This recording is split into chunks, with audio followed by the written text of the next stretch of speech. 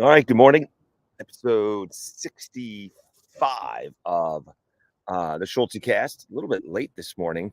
That's on me. I was up. Did sleep pretty well last night. Uh, and it is absolutely perfect. We're on Mama Schultz's deck.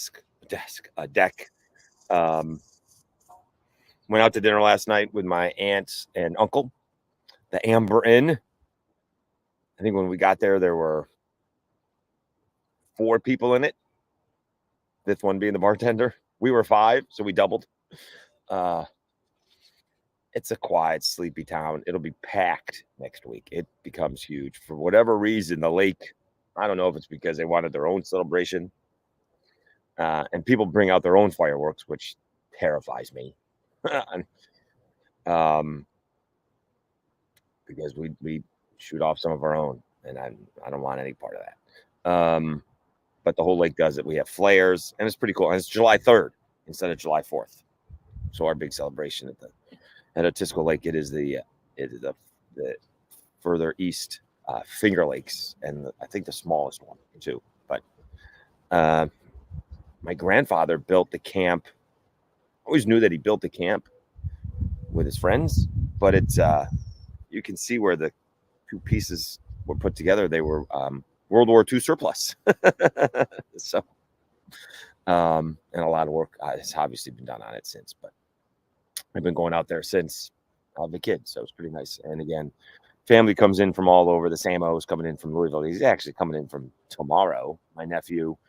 And I think the brothers come in separately from DC and Louisville on Monday. One's flying, I think they're both driving. Eric from DC is driving because he's bringing in Louis, his dog. So they'll both be here Monday. And then cousins are coming in throughout. I think some cousins are coming in tomorrow. Yeah. So it'll be a lot of fun seeing everybody. And the family has been blessed for many, many years. All right. So the big news back there in Lafayette, Dr. Brian Maggard gets his girl, so to speak, gets his coach. Allison Habetz coming back to coach the Raging Cajuns. Again, fascinating finding out about her. I'll be first to tell you, didn't know anything about her, and she's got a fascinating story. Unfortunately, I won't be down there. Maybe we can get her on the Locked On Sunbelt sometime soon. She's going to be announced on Friday. Doesn't have to move. She's already there. That takes care of that problem, saving on moving expenses. It does seem like it took a little bit of convincing. And again, I told this to the Fun Belt podcast crew. I'll be on their upcoming episode. It feels like there was a little time to convince, right? Listening to the Texas Tech side of things, apparently they knew Jerry Glasgow had gone up there to interview. I hadn't heard any of that, right? The first we'd heard about Glasgow and Texas Tech was Wednesday night when it was announced he had taken the job. Foot's taken the job yet, then accepts it Thursday morning. Then we find out maybe he had taken the job on Wednesday. I'm just doing this timeline because I presume that Brian Maggard knew way about this well before, Wednesday night. Doc, we mentioned it right after I was done with the Thursday morning Schulte cast. He tweeted out a sunrise as expected. All right. And so basically that was our hint that Glasgow was taking the job, and then Foot had confirmed he'd taken the job. So I presume basically what I'm saying is he's been on this for a little bit. And before he moved off of Allison, he's trying to convince her. I mean, this may be his best recruiting effort since he's been here, right? I mean, he's had some pretty solid hires, right? And not all of them with huge fanfare, right? Nobody really knew who Billy Napier was. He worked for Saban, and he got fired by Clemson, right? That worked out pretty well. The Jerry Glasgow hire worked out pretty well. I think Dez has done okay. I think there are reasons for that, but I think he's done all right. And so, volleyball coach has done well. So Dr. Brian Maggard's had some good hires. And I think the key, and we'll probably start to see, I presume this is in my own head. I have no idea, right? It's announced. What was announced? Like 2:15 Central Time. I saw a tweet that said, "Get ready at like 2:30," and it was already. I don't know if it was already 3 o'clock Eastern time. It wasn't that long before this was coming, and then the announcement happened or got tweeted out. I think actually the pages did it at about 2:15 Central Time. So I presume that it was done by Tuesday morning, right? Like this had been agreed upon Monday night. That's my guess. Okay. So I presume most of the morning on Tuesday, Allison Habetz was calling the girls in the portal. We'll see if they're going to follow Jerry Glasgow with Texas Tech. I don't have any problems with that. I wish them the best. Again, I would beg them to sign something that says if they're being promised cash and NIL to either get some of that money up front or get a contract and make it legal and make sure you're getting what they are suggesting you're going to get. But I wouldn't be surprised if Habetz brings a couple of the girls back. We'll see. Okay. Because they haven't, first of all, they haven't had a press conference yet in Lubbock.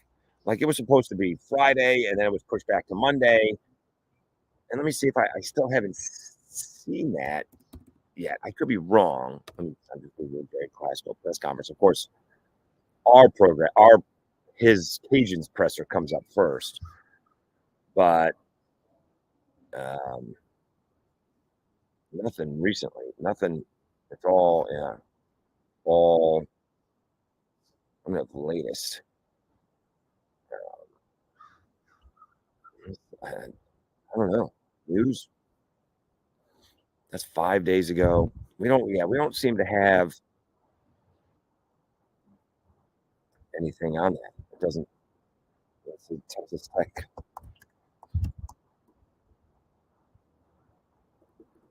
Glasgow press conference. These are all old stories. So I don't know if they're going to have them. Oh, Glasgow introduced as Texas head coach. Oh, okay. No, that's 5 days ago. That's not right. Okay. Okay. No. I see. It's Glasgow. This is full. Glasgow will be formally introduced in a virtual press conference at the time to be determined Friday with live coverage provided by Texas Tech Plus. So you're going to have to pay to watch that. But that hasn't happened. And the Habetz press conference is scheduled for Friday. It'd be a little weird that if that press conference took place before the Glasgow one, since he's been hired almost a week in advance. But I think Dr. Brian Magritte deserves a lot of credit for this one. I'm sure he had plan B, C, and D. Let's see if I can read Foot's article. I don't have. I probably should. Sorry about that. Acadiana advocate. Let's somewhere along the way, it felt like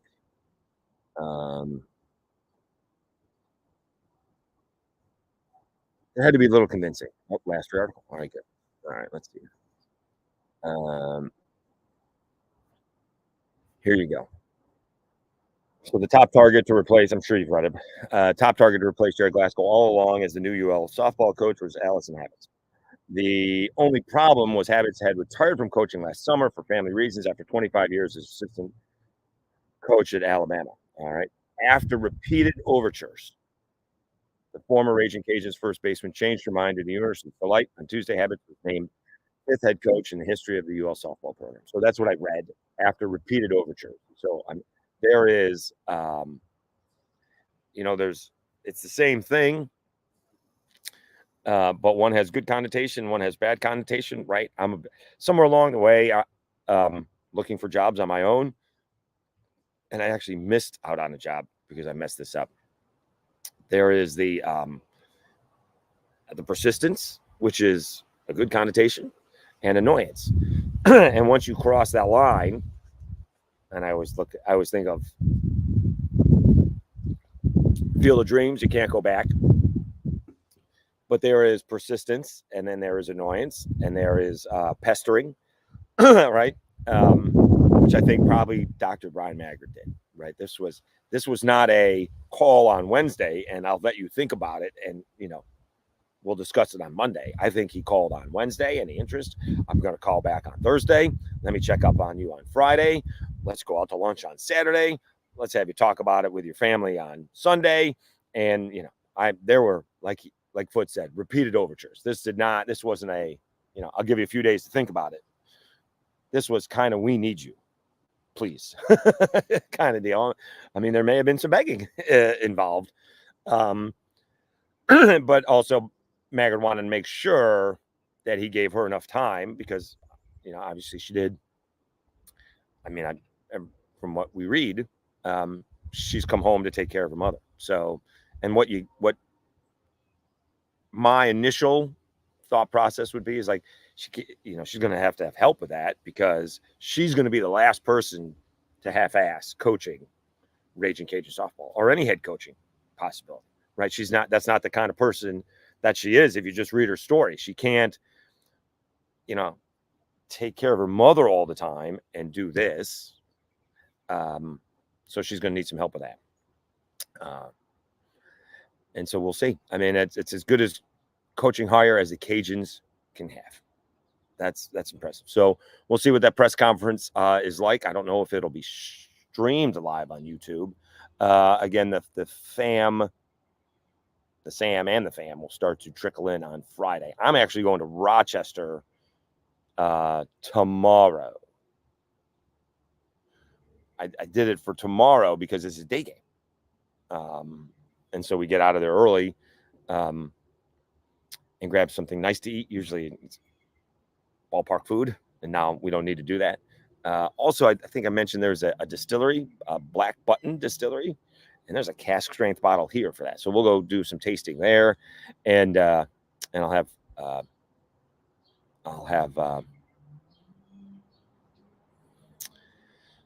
I don't know if I'm going to get a chance to see Dylan Cruz. We'll certainly can watch him play, but I'm not sure if I'm going to have a chance to say hi to him after the game. My buddy usually likes to get out of there pretty quickly. The other big news, and we'll see if it has anything to do with the Cajuns, Jim Schlossnagle looks like a complete fool.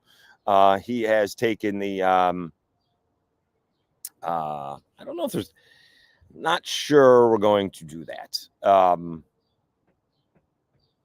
That's kind of like a late night deal. My brother wants me to get a garbage plate. That's not the kind of good meal that I was hoping for. Although I love my garbage plates. I was kind of not hoping to get one of those.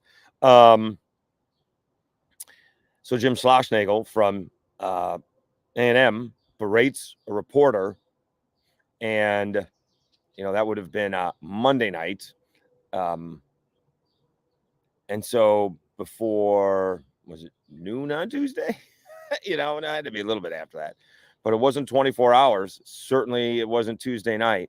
Jim Schlossnagle takes the Texas job. And now I think we're finding out things that we didn't need to know about Jim Schlossnagle. And I'm not even going to go there. You look that up. But who knows if that's right? It's on Twitter, so it's got to be true. But we're not even going there. But we're hearing that this deal was done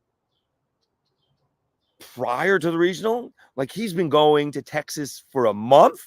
And then he has the temerity to berate the reporter. I mean, come on. So, you didn't deny it. He didn't deny it. And he just looks bad, right? I mean, it takes, it's not quite Nick Saban, because Nick Saban said he wasn't taking the Alabama job. He came out and said that, but it's damn close, right? It's damn close. He just looks bad for doing what he did. And again, the whole Glasgow to Texas Tech is a little, and Habetz that was one big Cajun circle, right? Is it Craig Snyder? Craig Snyder was the Texas Tech coach. He takes over at Tennessee because Chris Malveaux and his wife are now the coaches at Auburn, former Cajuns assistant. So Snyder leaves Texas Tech. Glasgow goes up to Texas Tech, and now you get Allison Habetz to come back in to Lafayette. Now, what do we got? David Pierce was fired, and I still think he would have been fired if he's not beating A&M. He may have been fired anyways, even if he had beaten A&M and gotten to the Super Regional. I think it was kind of World Series or bust. But just the way it worked out, the Cajuns eliminated Texas, so that's David Pierce's last game as a Texas Longhorn. All right, and that's what I'm getting to, Art. And Deggs has coached at A&M. Do they go get? I think that there's a little typo there, but does Deggs interview with A&M? They're talking about Nick Mangione from Kentucky, which would be a good one. I'm not sure. I guess there is a difference between, Kentucky and A&M. I didn't realize it was that much. We'll see how much Kentucky wants to pay. They got a really good coach. I was really impressed with him a couple years ago in Baton Rouge. Gets him to the College World Series. Again, I'm not sure why he would go outside of money. He's built Kentucky. What? I'm trying to figure that out. I don't understand. I'm not even sure why Schlossnagle went to Texas. I don't understand. So well, $3.5 million over 10 years, or per year 10 years. That's probably why, if that's what the numbers are. So I'm sure there'll be some Power 5 candidates in there. We'll see who Kendall Rogers reports is in the mix. I mean, I presume Deggs may get a phone call. That may just be a solid buy. that may be a little Jimmy Sexton right there, right? That came out wrong. That may just be, A&M doing Deggs a solid to see if he get a raise, to see if he can get a raise if he's flirting with A&M. But we'll see. You mentioned the Florida State coach. I'm sure there's some Power 5 guys. Again, it is, late. They said the portal closes in a week. That means kids going into it. Although now all the Texas kids can go into it. All the A&M kids can go into it for 30 days. When they say that the portal closes, it's not about, kids going out. Kids can come out of the portal at any time. It's kids going in to the portal that there's a deadline. It would be interesting if Trev Alberts did not know any of this. All right, he just got there as well. I don't know if there's a Trev Alberts, Jim Schlossnagle situation. Who knows? I love me some coaching carousel. You guys know that. I find the whole thing fascinating. A lot of lives change because of that. Not as many in baseball as there is in football, or maybe even in basketball. But, now we see why, right? I mean, even my nephew is picking it up that, these kids can't keep a commit for a week or something like that, right? They committed to this, especially when you're transferring. You're not signing anything. You just kind of show up and come to school. They commit verbally and then they change their minds. You know where they got that from? Coaches. And they're just looking on how the adults handle things. And so, I just don't blame the kids. I don't blame any of the Cajuns girls, softball players. I want to check out what they have. I presume some of them are going with Glasgow. That seemed to be the idea. We'll see if they come back. So again, we blame a lot of the coaching, and ADs are blaming the kids. That's the way it comes off to me. Like the kids are creating the chaos. The coaches create. The NCAA created it, all right, and then the coaches and the ADs created it. Trev Alberts is the one that's saying, we don't have a revenue issue, we have a spending issue. And now you're going to open the vault and just, go. there's no reason to spend more than $2 million to coach baseball. There really isn't. Isn't Corbin the highest paid coach? He's got he's got 2 national championships. You know, if you can't find somebody, and I don't know if Eric is still listening, but the other brother, you know, I know this is not the American way or capitalism or anything like that, but we're going to cap how much you can make as a football coach. And if you think you could do better than $2 million somewhere else, you go get that job. But we're paying $2 million. Now, I know they can't really do that. That's collusion, everything like that. But, you know, here's our $1.5 million job. I mean, how much was Schlossnagle making? Salary. Let's see. It doesn't say. It doesn't say how much he was making. Let's see here. Okay, Schlossnagle was making a base salary of $1.35 million at A&M. All right. Here's your $1.5 million. All right. We're not doing, if his salary is going to $3.5 million, we're not, you know, they can pay that. We're not paying that. Screw that.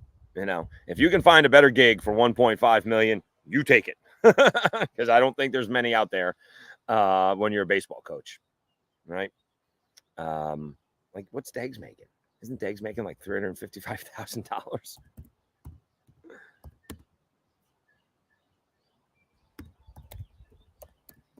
Let's see. Yeah, this was Deggs making $350,000, something like that, and probably get some bonuses for, you know, NCAA tournament. I think you get some bonuses for GPA and stuff like that, graduation rates. But probably, you know, got a Sun Belt regular season championship, got a Sun Belt Conference championship, has 3 straight regionals. So he's probably due a raise as well. Obviously, it's not going to be at the $500,000 range, probably up to $400,000 or something like that. You can't really compete with what A&M is going to do. If I was Brian Maggard, I'd have a list of baseball coaches potentially if I was, because I don't think A&M is going to waste a lot of time, right? This is not going to be done. We have a week before the holiday, right? They're going to be done way before that. Holiday's a week from tomorrow, but everyone kind of checks out the Wednesday beforehand. So again, this is kind of like the Cajuns softball search. I think it's going to be done rather quickly, and it was probably started, I guess, yesterday. If Trev Alberts found out at the same time we did, that's not great. It kind of feels like that was the case. Like Schlossnagle told Trev Alberts that he was going to go take that job when he came back from Omaha. Hey, great season, coach. Thanks so much. We'll get him next year. By the way, I'm going to Austin. Okay. So maybe he only started it yesterday or today, but I presume. But you heard those rumors a lot. Again, we were in College Station, and David Pierce was getting the axe. And again, I didn't know anything. I'm just listening to these guys yap, talking about they're going to go after Schloss. They're like, we don't know if they're going to get him. But if you read some articles online, and they're online, so they must be true, they must have had a deal for like a month. If we find out that they had a deal for a month and they leaked it on the day that they're playing a national championship, that is some diabolical stuff. So we'll see. All right. Again, it may be a whole Cajun circle. Matt Deggs and the Cajuns knock out David Pierce. Schlossnagle takes the Texas job. Deggs takes the A&M job. We'll see. I certainly wouldn't put him in the favorites. Excuse me. But I would put him in the probably being considered type of deal. All right. And he'll be the one to take the $1.5 million, where others are going to be, you got to give me more money type of deal.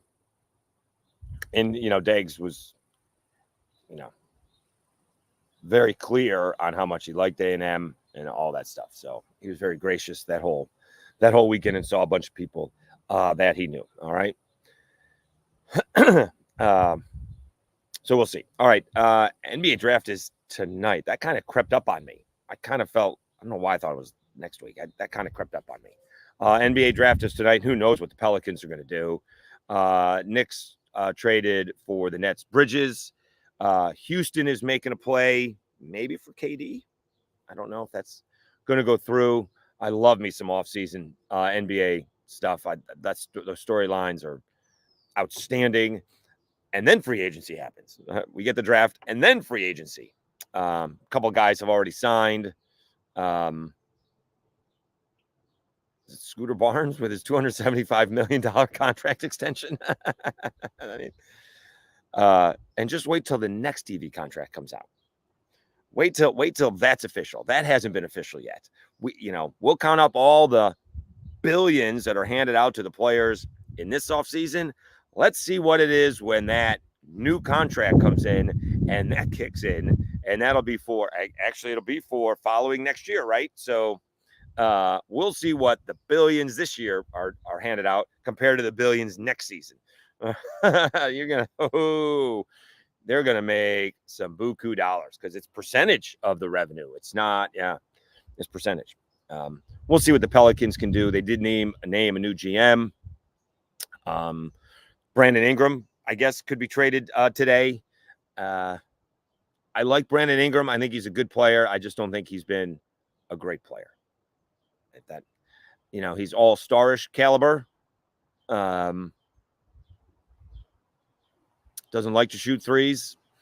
He's a mid-range guy. When they did make that run against the Suns a few years ago, he was outstanding in the mid-range. He was automatic from the foul line elbow. But with Zion, and he's going to have to shoot threes. He's going to have to do that, right? They just didn't open it up, and all these teams that are winning it are just shooting threes, right? Shooting threes and layups. Celtics are the epitome of that, and they just won a championship. So, and we see that with college. Alabama's doing that. Connecticut does that, although Connecticut had a better post player, but we shall see. All right. Apparently I have to clean up some things. I need to go through some boxes. I think we're taking a day off from the gym. I think we somehow managed to get a mini YMCA membership, so I can go in there and just lift, and it's a very quick 20 minutes. And I can do some heavier weights without throwing out my back.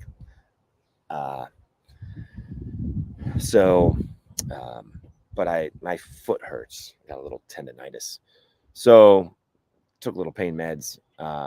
If I feel up to it, maybe I'll run, but we'll take a day off from Orange Theory. We may take 2 days off from Orange Theory, depending on what happens. Thursday, I signed up for like a 7:10 class on Thursday, and that's not going to happen. And I don't know if I'm crashing at my friend's place. That's not going to happen. And then we'll be back Friday. So we'll see if we have a Thursday episode. It could be a little later in the morning. I'm not sure if I'll be on the road. I could be on the road by 7:55. Yeah. And then do it when I'm on I-90, the thruway. All right. All right. Everybody have a great day. We'll see what the NBA draft brings. We'll find out what those who the A&M coaches are, and we're looking forward to hearing Allie from Crowley, as Yvette Gerard called her, becoming the new Raging Cajuns head softball coach. So slam dunk hire by Brian Maggard. A great job recruiting his top recruit back into the fold, and we'll see how it goes. All right. Thanks. I mean, we had 81 people watching. That got to be a new record just today. It gets over 100 by throughout the day. So I appreciate it, guys. Thank you so much. We'll talk to you again tomorrow.